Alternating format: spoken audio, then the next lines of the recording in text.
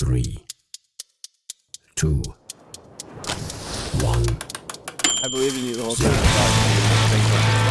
Thanks for having me, dude. What time is it? 1:55. You're late.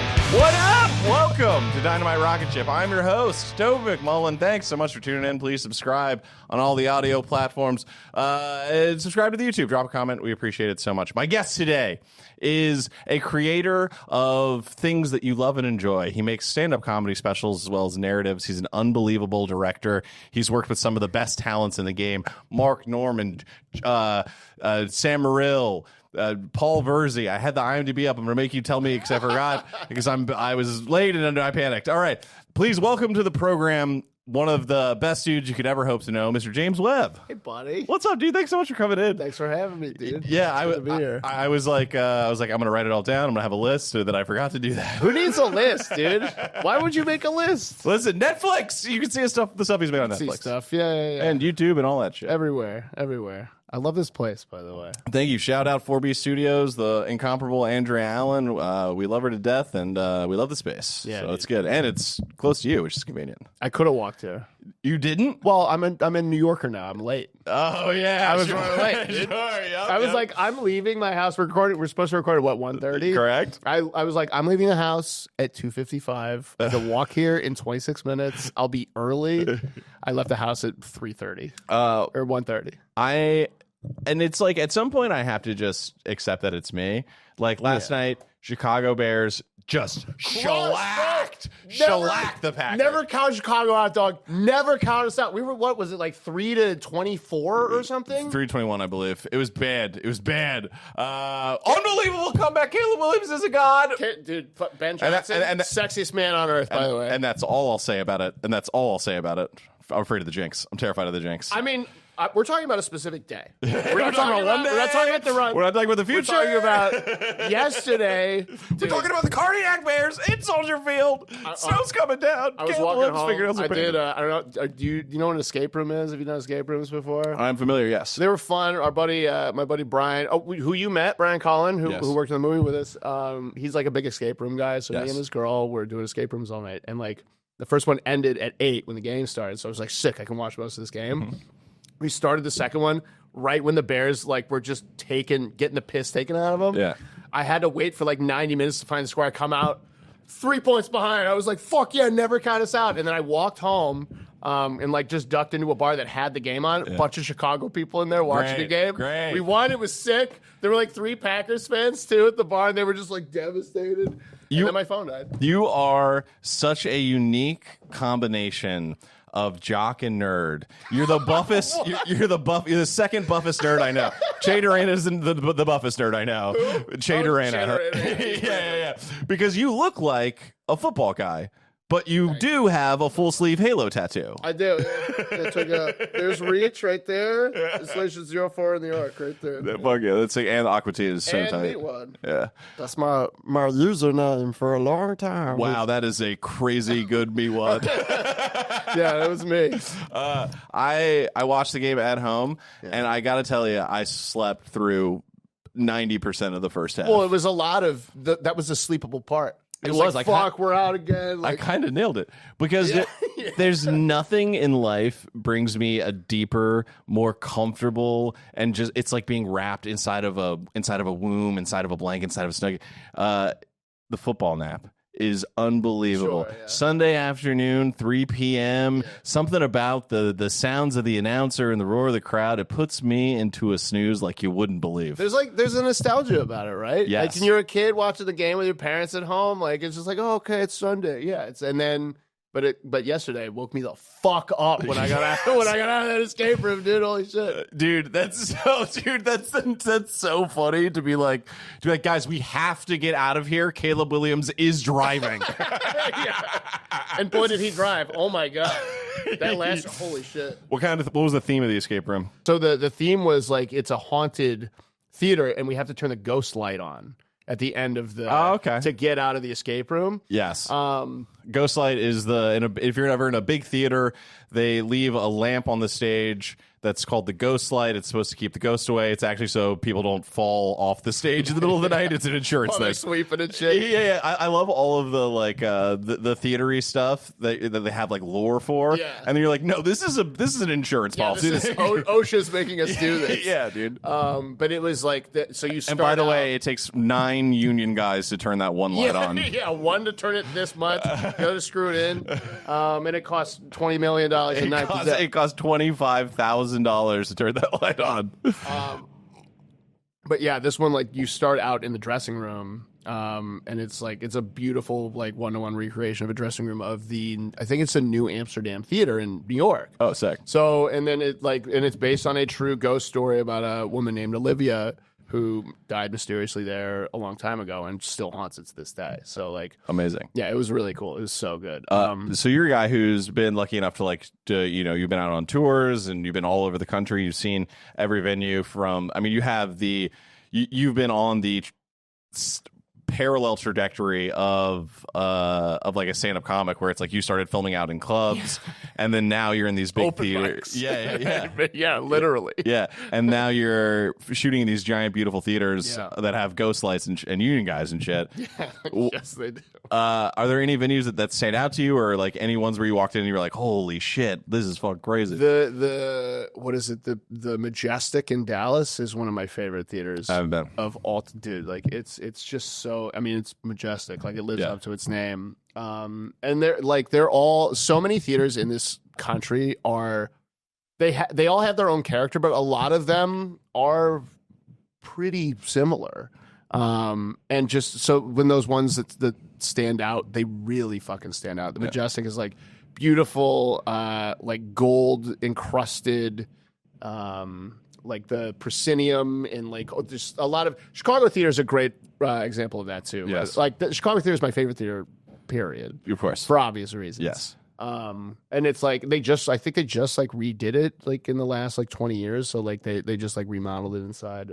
I've been backstage there. I've never been on the stage. I would love to see what that room looks like with all the balconies and the John Wilkes spooks in the back and stuff. Sick. It's sick. That was my that's my Facebook profile picture of me on the stage with everything behind me. I think it's one of the coolest. It's the coolest lookout. Yeah. From a stage for sure. But yeah, Majestic Dallas, Tampa Theater, where Sam Morril is doing his next special in February. I performed on that there stage. It's the with the Starry Night sky. Oh yeah, it's sick. Yeah. There's so much character in those spots. The Paramount in Austin is great. I lived in St. Pete, so it's like just across the bridge from Tampa. Yeah. For like 4 or 5 years, my parents lived there. Oh really? Yeah, and I would go back and visit, and I had never. We walked into the Tampa Theater, and I was like, I didn't know anything this nice was in this state. Yeah. For Florida. Yeah, dude. Yeah. Because you walk, there's a vape shop connected to the theater, and you're like, okay, the vape shop makes sense. They had to Florida something about it. Yeah, it's like a beautiful theater. Then on the corner there's a liquor store, and then across the street from that there's a liquor store. Oh, yeah. It is Tampa. It is a real Tampa, dude. Yeah, it is Tampa. But that spot in particular is that's the most unique theater I think I've ever seen, because it's like most theaters are meant to be essentially like blank slates that are beautiful, like an empty canvas. But Tampa Theater, the design of the inside and the stage is like a starry night sky in the desert. It's like it's very there's like mountains behind it. They're like in front of the stars in the ceiling. It's so beautiful. I think I'm thinking of Tampa Theater. That's the one, right? I think so. Yeah. They all kind of blend together. I'm not gonna lie to you. Yeah. But I mean, Sam's shooting his next special there for a reason. Yeah, I can tell you which spots have sick ass green rooms. What's your favorite green room? I think the best green room in comedy is Comedy on State.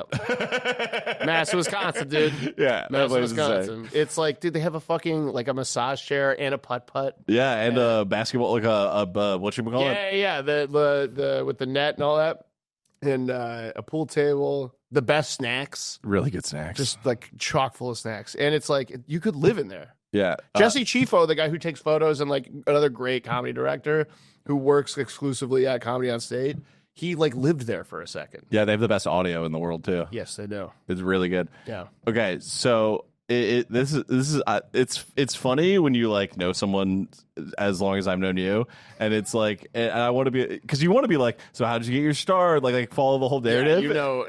Yeah, dude, you were there for everything. You were a part of it. Well, I would say that our relationship has, it's like changed over the years, but we've always been very free with the information. It's like knowledge is free. Oh yeah, and without.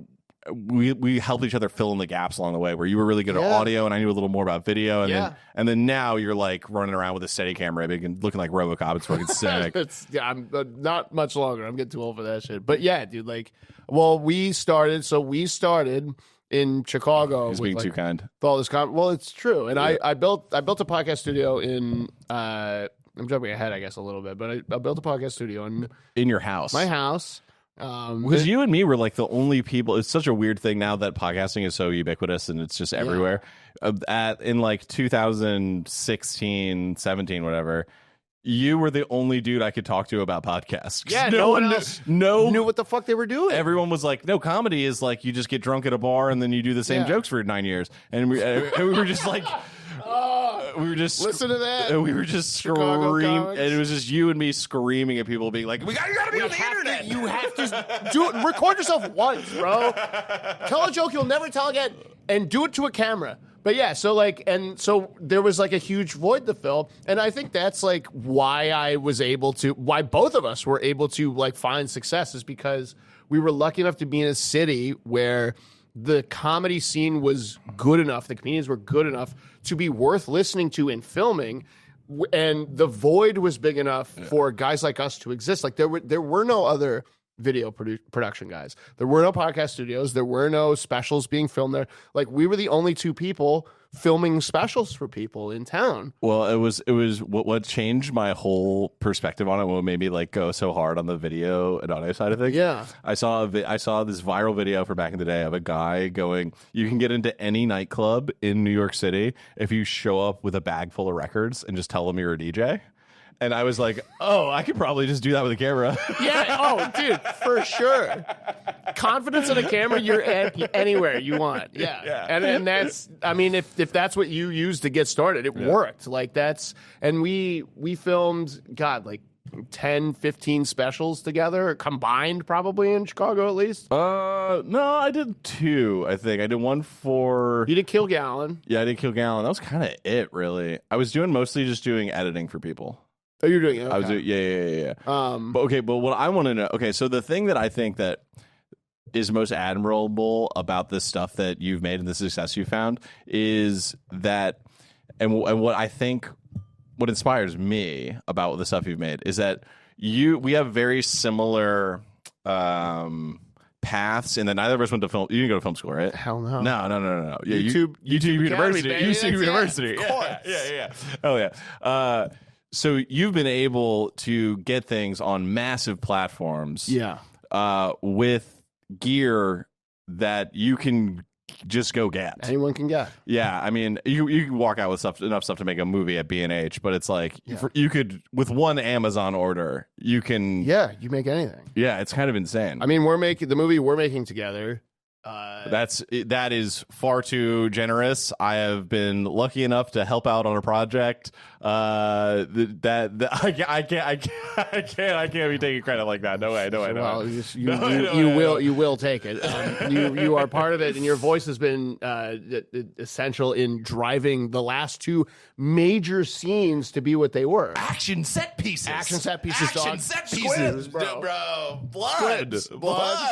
Sugar glass. Fucking this thing's gonna be cool when it comes out.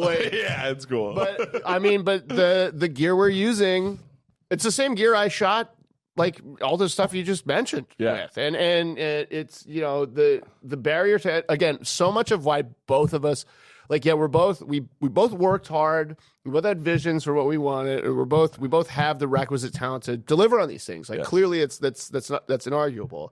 Humility aside. Try not to tap the table. I have a bad habit of that. And the last episode, I tapped the shit out of it. I wanted to kill myself. I was like, stop. You're stuck in parametric EQ for like 4 hours.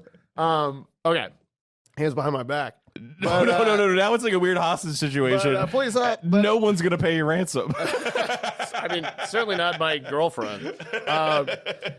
But no, like we were a lot of where we got, and a lot of people have this, but us specifically, like we were lucky enough to be in the right place at the right time, and not only for where the community and like the industry at large that we were servicing needed us, but the culture and the economy of goods were accessible to us to learn with immediately and quickly before anyone else got to it. Yeah. It's like I shoot on Blackmagic.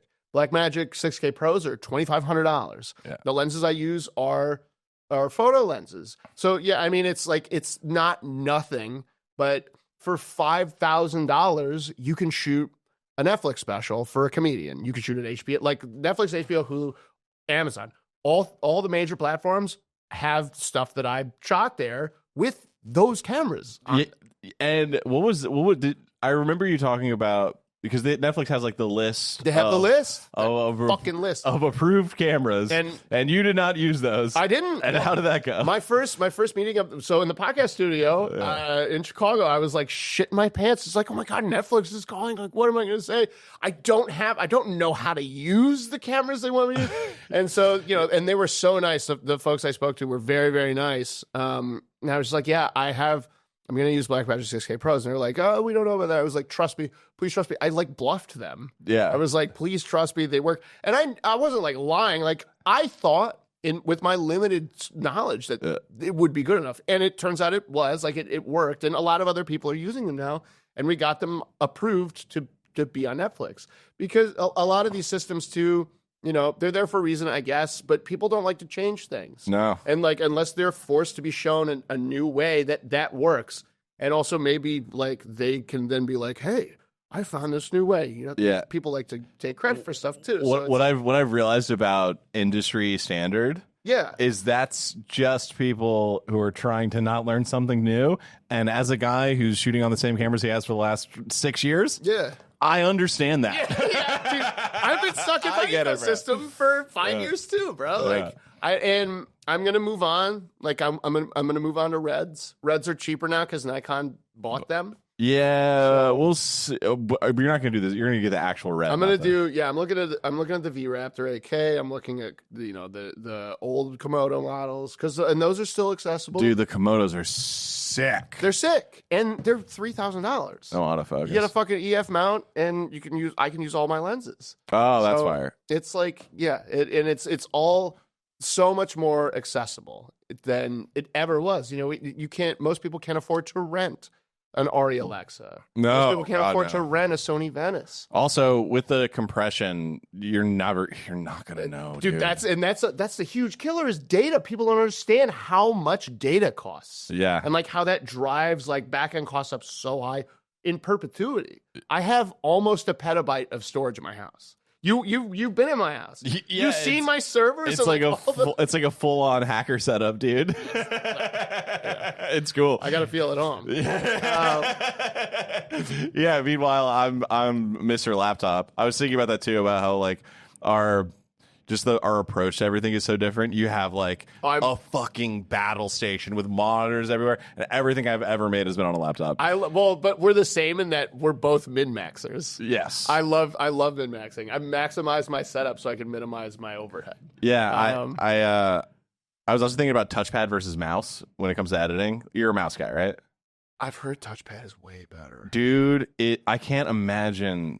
I'm so fast. Wait, you're talking about the wheel, or are you talking about the touchpad on the laptop? I'm talking about a laptop touchpad. Oh, dude, mouse. I could not. I've tried to edit with a mouse. I didn't know how to do it. Are you kidding? I can't do it. I can't do it. I'm so fast with a fucking touchpad. It's all I've ever done. So I'm just like when I try to use a mouse, I like don't know how to zoom in on the timeline and like shit. Like it's bad. It's bad. Are you Mac or Windows? Mac. Well, that's why. Yeah. Mac. I've been a Windows guy, and I will always be a Windows guy. Yeah. My whole life. You're an Android guy, which is brutal. No. Look, I mean, can your phone do this? No, it can't. It can't do this. Are you kidding me? Yeah, you're right. My phone can't ruin group texts. Oh, the green.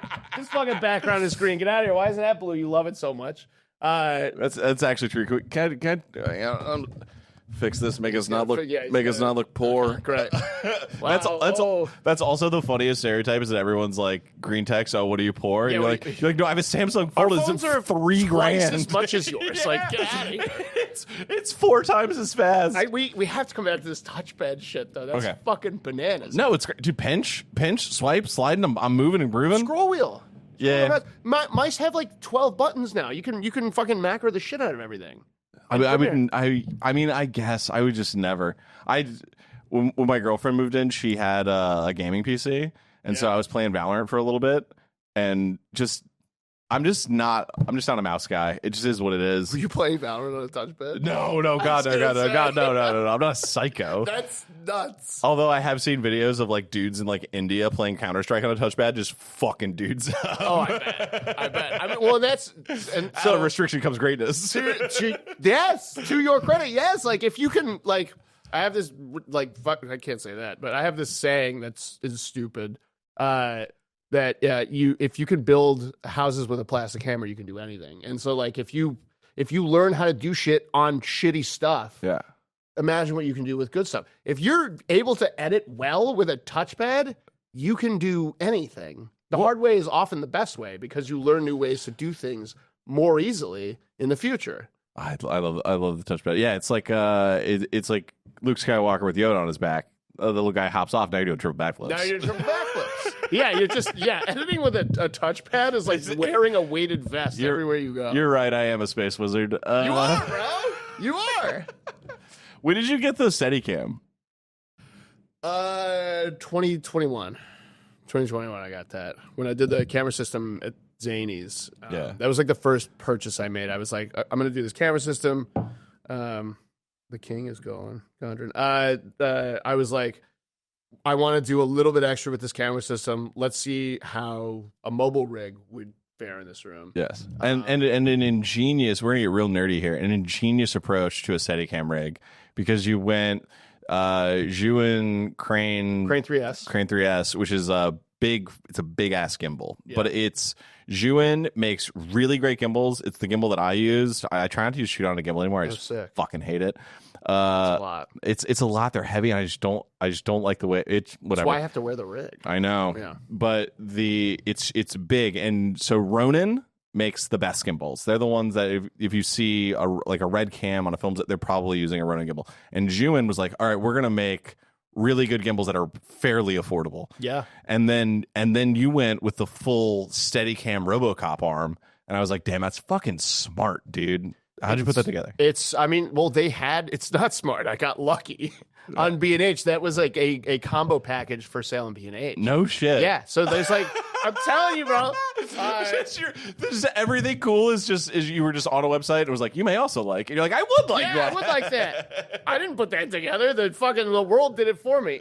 But yeah, like the arm, it has this little adapter. The downfall of something like that is that it always comes with one piece, one insignificant piece. Yes. If you lose, yes, the whole thing doesn't work. And that's the grip attachment for the gimbal itself to the arm. Yeah. But yeah, they came with that, put it together like that, and it worked. And it was fairly inexpensive. I think it was only like altogether maybe like $3,000. Yeah, the whole setup instead of $15,000 for like a full Steadicam. And you've shot hundreds of hours on that thing now, so like, thousands probably. Like unbelievable investment. I wear that on the road with Sam. Like I shot the whole movie in that thing. Like it's and it certainly survived.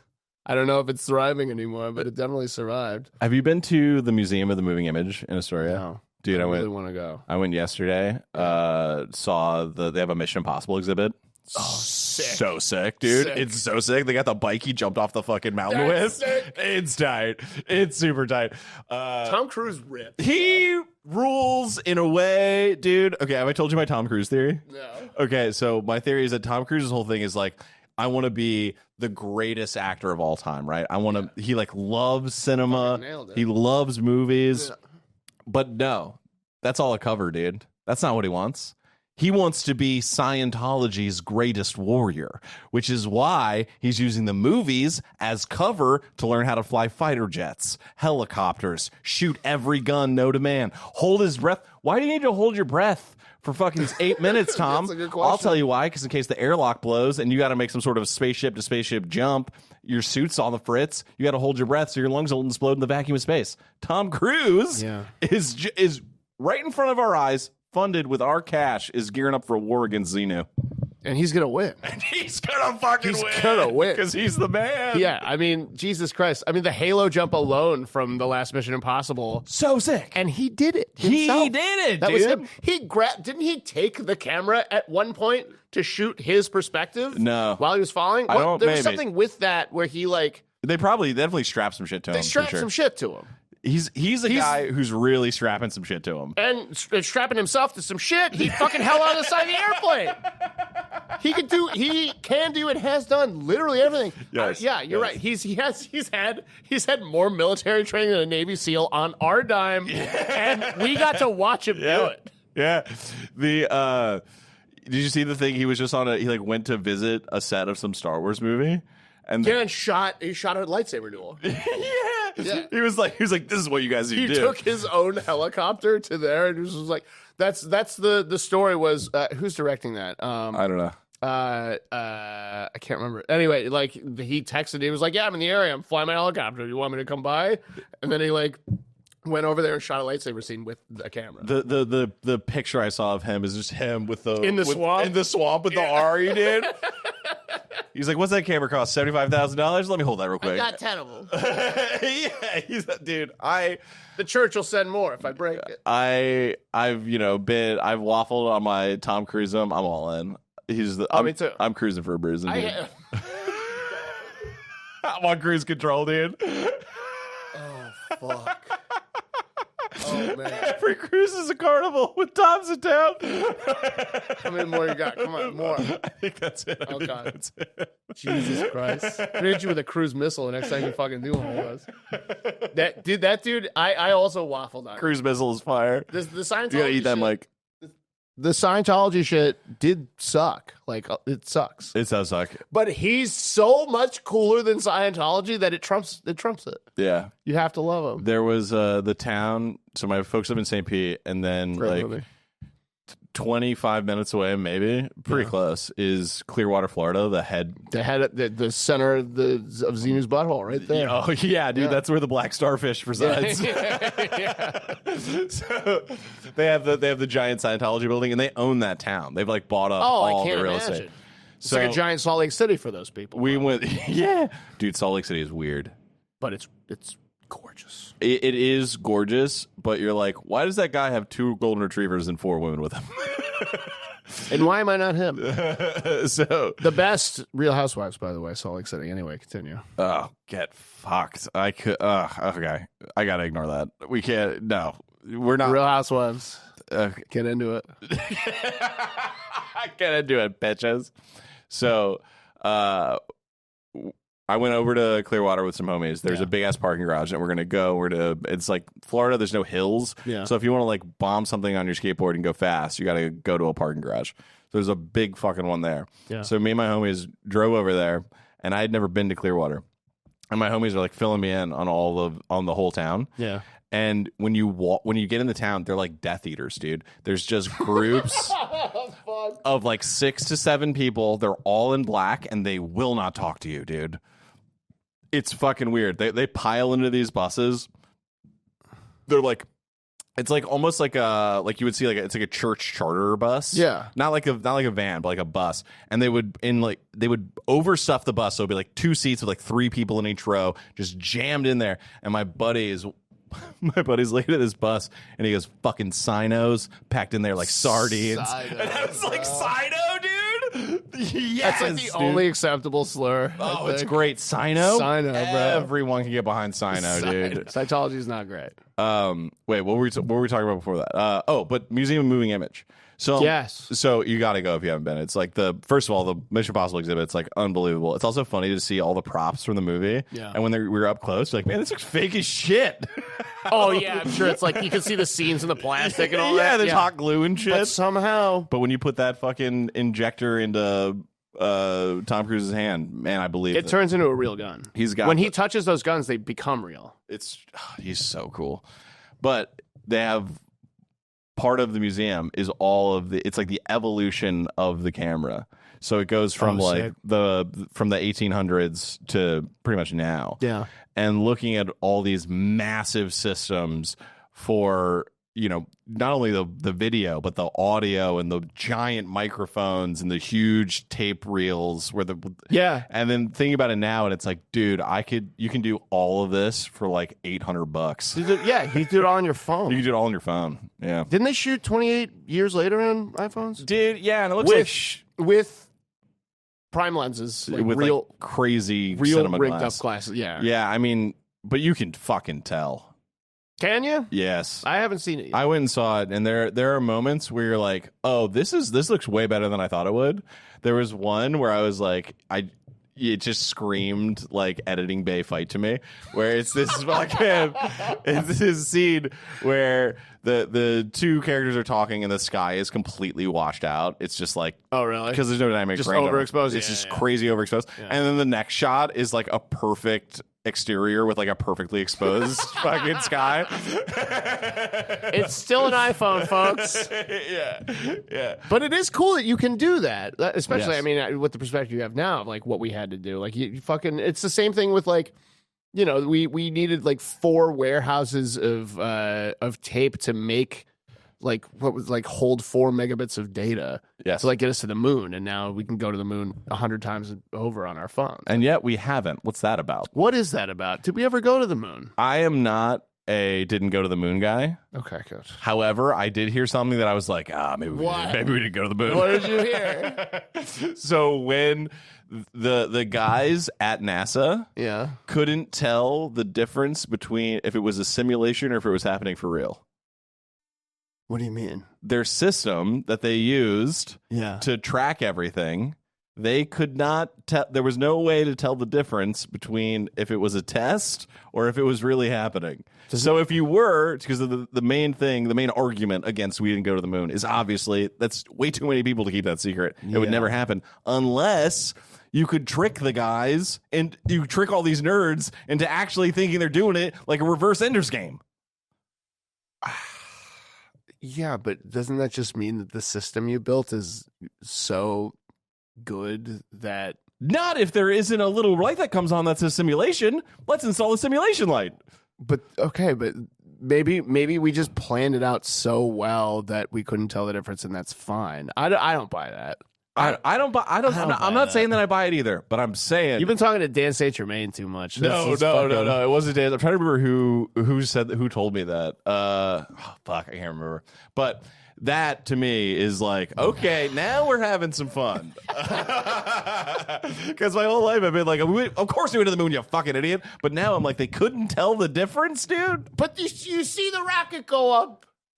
Sure. You see the rocket go up. Yeah. You see the guys come out of the rocket when it comes back, out of the module, the lunar module, and it comes back. Sure. We went to the moon. Okay. For sure, we launched some rockets, and some rockets came back. With a guy in them. With 2 guys in them. Joey, I once went on St. Pete Beach to see Chris Angel, Mind Freak, do a stunt in which he escaped from a building that was then imploded. Right? We didn't have mind freaks in the 60s, bro. That's when the mines were the freakiest in the 60s. They were all chock full of acid. Yeah, Listening to Grateful Dead and we stuff. weren't shoving them in rockets. That's all we were doing. We were sending them out to the beach. No, we were going to Vietnam and stuff. Everyone was getting real freaky. They pre-HPV, dude. You guys think they weren't getting mind freaked? Yeah. During Quaaludes, too. Yeah, fucking. Dude, hi to Quaaludes. Hi to Hate Ashbury. Don't change my mind on the moon. Dude, I'm too old for this shit, bro. Dude, but it plants a little seed. And Glover over here. No seeds have been planted. I've toiled the soil already. It's done. It's out. We went to the moon. All right. We went. But allegedly. Okay, so now 9/11. Let's get into that. Definitely happened. What? But was it an inside job? Yeah. I will say it is weird that other building collapsed of its own accord. Tower 7. Yeah, that's something's going on there. Pentagon. But I'm also No debris field. They definitely blew that other plane up. By the way, they shot that other plane down for sure. They murdered all those people. Yeah, it's what it's like. Yeah, I mean, it kind of is what it is. Sometimes you got to shoot a plane down. You know what I'm saying? R.I.P. to those people. Yeah, R.I.P. and all. Yeah, but for sure they were there. They just knocked out 2 buildings. We blew up the one by the Pentagon. It's we weird. Got rid of this, Yeah. Let's blow that plane up. And what are we doing for lunch? We're blowing up this wing of the Pentagon for lunch. Yeah, they hit up Papa John's. Okay. All right. Good. We're on the same page about 9/11. That's fine. I'll take that. The moon, we're going to leave that behind for a minute.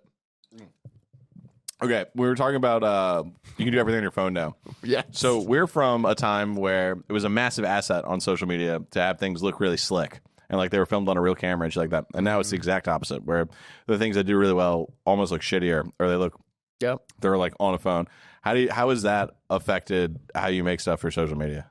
I mean, I'm like out of the clip game kind of now. Thank God. I just, clips are great. I just hate making them. I will say that I'm happy that people have access to the technology they need, and the quality of stuff going down is just And I'm not hating on it, by the way. No, I mean it's fine. I actually think it's good, because then that's a further delineation of like the mood that you need to be in to intake content that looks a certain way. Yes. Like, yeah, you want your clips to look good. Obviously, like you make a special, or you make a movie, or like anything, you're gonna take clips from that and put it on social media, and it's gonna be, and they're gonna look great. But the oversaturation of content on social media, especially in comedy, the main symptom of that, or the main result of that, is shit that was filmed on your phone, or shit that was filmed on, a not even prosumer level camera. Yeah, which is fine. I'd rather have that separation. Like you go to YouTube to watch a special, you go to Netflix to watch a special, you go to a platform to watch a special. You're going there because, all right, I'm going to take a look at this beautiful looking thing that was meticulously designed and filmed by, a crew of 10 to 50 people and like all that, and really soak that in. And I don't think people are actually thinking that far ahead when they're doing that, but it's like that separation is great. Film stuff on your phones. That's why your phone is there, to film shit on. Every phone has 3 cameras on it. Yeah. Film your set on your phone. Make sure the audio is good. Yeah, audio is huge, dude. So in that studio, I taught a production class, and the day 1, lesson 1, audio is the most important thing. You could film something on an iPhone, like an entire movie, and if the audio sucks, people can tell you filmed it on an iPhone. But if the audio is perfect, it's crisp, it's separated, it's stereo, whatever, they're not going to care if it looks bad. You showed me you screamed at me about splitting the audio in a venue before it goes into their board, and then just grabbing it raw, which I want to thank you for, because obviously that resulted in much better audio and the things that I captured. But it's also responsible for me getting into so many fights with so many comedy club managers across America, dude. Yeah. I mean, not fights, but like having to like look someone in their face and be like, yeah, for sure. I hear what you're saying. I'm doing this anyway. Yeah, I'm going to do this. You cannot stop me from doing this. No. I hear you, bro. I hear you. Well, I know that you don't understand this machine, but I do. And here's the main pitch I give to them is like, when they're just being obstinate fucks, I'm just like, hey man, I'm trying to make your shit look way better than it's ever looked. Just let me do my job. And that's usually like, oh, okay. And then they let me do whatever I want. Yeah, nerd. Yeah, bitch. It's not a lie. It's like literally, I want this shit to look fucking solid. Yeah. Let me do my job. What do you think the job of a director in a comedy special is? To make sure the comics hit their marks on stage, to make sure that the shortest answer is to make sure the comic is funny. That's it. Yeah. So I wrote this down a while ago. I haven't looked at this, but 1 second here. All right. This is what I wrote down one night. I was like, the director of a comedy special's job is to answer all the questions and remove the burden of decision making from the performer. What about light? What about this? What about this? It's because it's different from narrative direction, where you're like trying to kind of sculpt someone's performance. It's like, this motherfucker's done this shit. They're the director 100 million times. Yeah, it's a weird, but I would have these because I'm such a head case that would have like existential crisis of like, director, what am I what even directing something? What am I do? Yeah, but I'm just putting the cameras down and be like, this is kind of tight from here. But it's you're there so that they don't get annoyed. No, it's comfort. Like, so the underlayer, the foundational layer of that is to make sure the comic's comfortable. Yeah, that's it. Because the surface level is you just want the comic to crush. Yes. So, and they can't do that if they're uncomfortable. So yeah, that's exactly what it is. Yeah, because you would be the amount of people that will just be like, "Hey, what about these? What about this color lights?" And you're like, "Don't ask them." Yeah. You should shut up. Yeah. They don't. We also like they're trying to prove to their dad that they're worth loving. God bless most of you. I think, and those are also like, those are discussions you have to have, and I do have with every comic I direct in a special. Yeah. But that's like months ahead. Yes. By the time they're in the building, they're doing an open mic. That's what I want them to feel like. By the time you get there, if I've done my job well, you will feel like you are going to an open mic with the best jokes you've ever written. Yeah, and I'm like full of your friends. Full of your friends. Yeah. It's a good vibe. That's it, yeah. What have there ever been any moments where you've been like, I am so out of my depth here? Like, or yeah. I mean, the Sam's Netflix special, I was like when I did the first like kind of crew meeting after we set everything up, I was like, guys, none of us have done this at this level before. And that also, again, that whole special, it was a huge bluff. I was like, I don't like these cameras are. The week before we shot that, I came to New York to film Kenny DeForest's special, rest in peace. R.I.P. And I told him as much too. I was like, hey, dude, like I have this thing next week that I'm doing. It's like a big deal. I've never used these cameras this way, and I've never used a lot of this gear in this way before.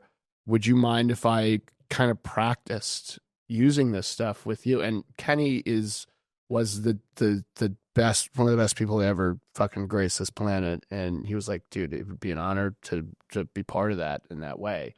And we did that, and it went off. Obviously, I wasn't just like turning him on for the first time. Like I was playing around with him.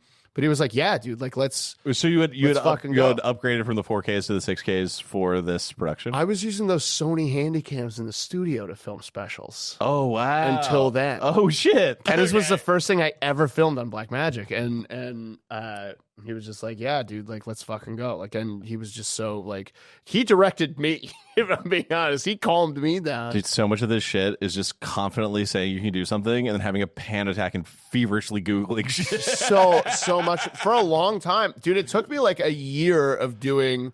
And then once that special happened, it was great. We figured it out. I still have so many issues with how it turned out, of course, because I didn't know everything I know now.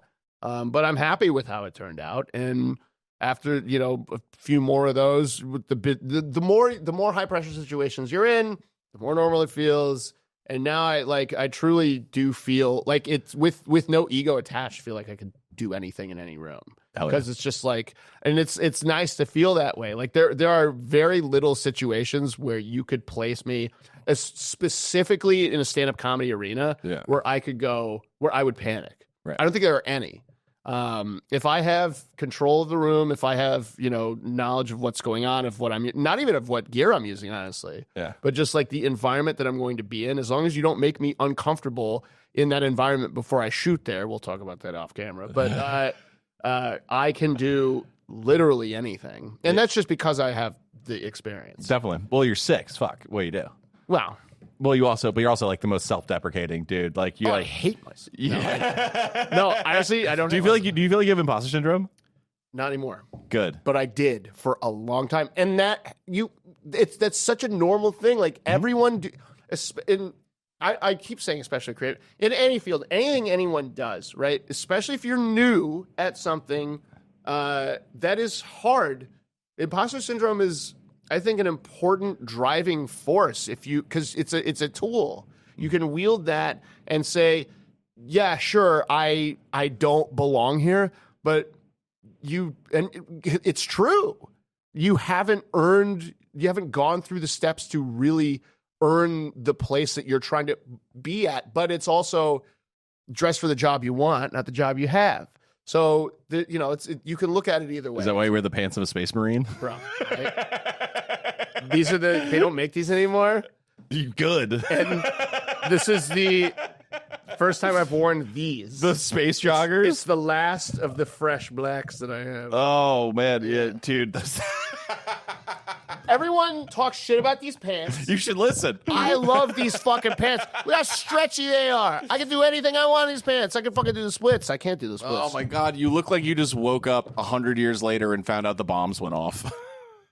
Well, and you know why I woke up 100 years later? Because I had these fucking pants on. If the singularity was offered to you, how quickly until you say yes?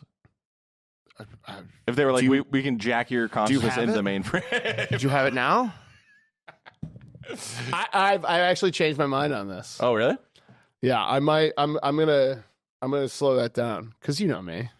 Cyberpunk 2077, I wish was real. Yeah, you would be the dude who would tap the side of his head, and then it would the chip would slot out, and you'd be like, "I have a camera in my brain, dude." Actually, now that we're talking about it again, I kind of miss the idea. Yeah. No, man, like I would like to be jacked in, but now I just want to be jacked off. You know what I'm saying? Oh, get fucked. I stopped using Instagram. Yeah, hell yeah. It's only been a couple weeks, but it's so quiet. I'm so hopelessly addicted to TikTok. It's fucking insane. Yeah, I'm telling you, bro. It's brutal. Dude, it's so bad.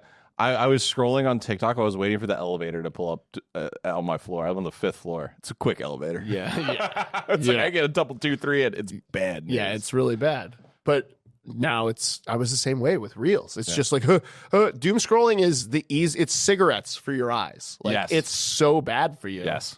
Do you ever think about how you're culpable in the ruination of people's social media all the or time. people's spam? Yes. Your Instagram template is, I still use to this day, the one you gave me to format clips. Which shout out to Marc Gagnon for that. Oh, that's from Mark? That was Gagnon's. That was fucking circle of life over here. Yeah, that was Gagnon. Yeah, we're complicit in the downfall of society. I've struggled with that. It sucks. I've had to have talks to myself where I go, no, but I'm making the stuff that's good. Sure, which is worse. I know. Not the stuff everyone wants to see. Dude, oh my fucking God. Oh, you think it has merit? There's a holistic reason and like a laziness reason why I'm happy I don't do clips anymore. No. Like, I don't want, they're tedious and it's ruining the planet. Yeah. Okay. It sucks. So, do you have any projects you're working on now that you're excited about, and what do you want to make in the future? I don't know. I don't know what I want to make. Family. Yeah. That's what I want to make.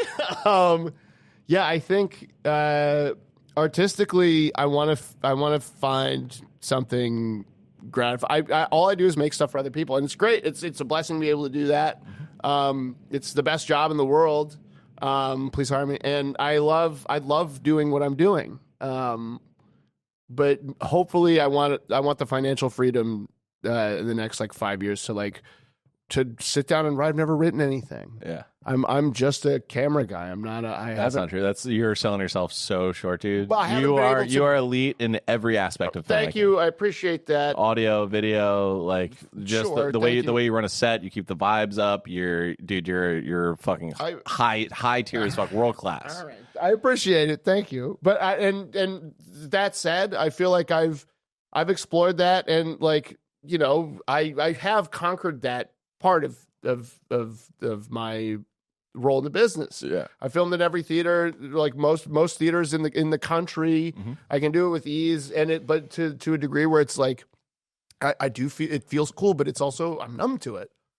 You know, it's like now it's a job. Yeah. And a job I love. People, I love my job. But I also like, what I'm saying is I've never written anything. I've never been able to be like truly creative. Like I have, you know, I'm kind of a robot. I have ideas too. I have, you know, I would like to see something come from me and be made. So maybe in the next like 5 years, I'll write a movie or write a show or like something like that. That'll be sick if you do. Yeah. What I think about when you're talking about it, you become numb to it. They're these wingsuit bro, like the original wingsuit dudes in like Switzerland or whatever. Yeah. There's this interview. It's like the shot is like a guy like splitting two like giant rocks. He's going a million miles an hour. They're flying down these mountains with so like gnarly. 6 feet of room. Too. Yes. Like, yeah. So, and it talks to like the original like crew who really popped that off. And it's this guy going, yeah, so at first it was like we wanted to see how far away from the mountain we could get, you know? So we'd go like miles and miles. It was very cool, very exciting. But then after a while it becomes boring. So now we try to get close to the mountain and play. Bro, all I want to do is play close to the mountain now. Yes, dude. Yes, dude. Bro, James, you're the absolute fucking man. You're goated, dude. You go watch some of the stuff James has made. Unbelievable specials on all over the internet. Hang on, I'm gonna do it. You really don't have to do it. No, I do. You gotta listen. You gotta big up your bros, dude. Without this guy, I would have none of this. No, that's not true. No, it is true. You helped me build my studio. You gassed me up. You gave me the template that Gagnon gave you, so thank you, Gagnon, for giving it to him. You taught me so much about what I do. You are foundational in my development, and I would not be anywhere close to where I am without you. Well, I could say the exact same to you, buddy. You're my fucking dog. Sam Morril, same time tomorrow. Marc Normand Soup to Nuts. Gary Coleman, born on third base. Ron Hirschberg, Brave. Ian Fidance, Wild, Happy, and Free. Sam Morril, You've Changed. Paul Verzi, Reasonable Man. Godfrey, Rebel with a Cause. Go Peep Game. That's in theaters January 13th, 14th, Godfrey. Please go to the movies. Yeah. Go to the movies. Go see Godfrey's special. It's the first comedy special in a movie theater in a long time. So go see and shot it at the goddamn Apollo. I've seen the footy. It looks fucking sick. You like it? It looks sick, Thanks, dude. buddy. It looks sick. Anything else you want to plug before you get out of here? Mom, Dad, I love you. Hell yeah. Shout out. Shout out, Mom and Dad. Shout out, Mom and Dad. Shout out the Bears. Chicago forever. Go Bears! Get out! Good, better, best! Let's go. Ben Johnson, call me. I love you. Thanks for tuning in. I'll catch you in a week. Later.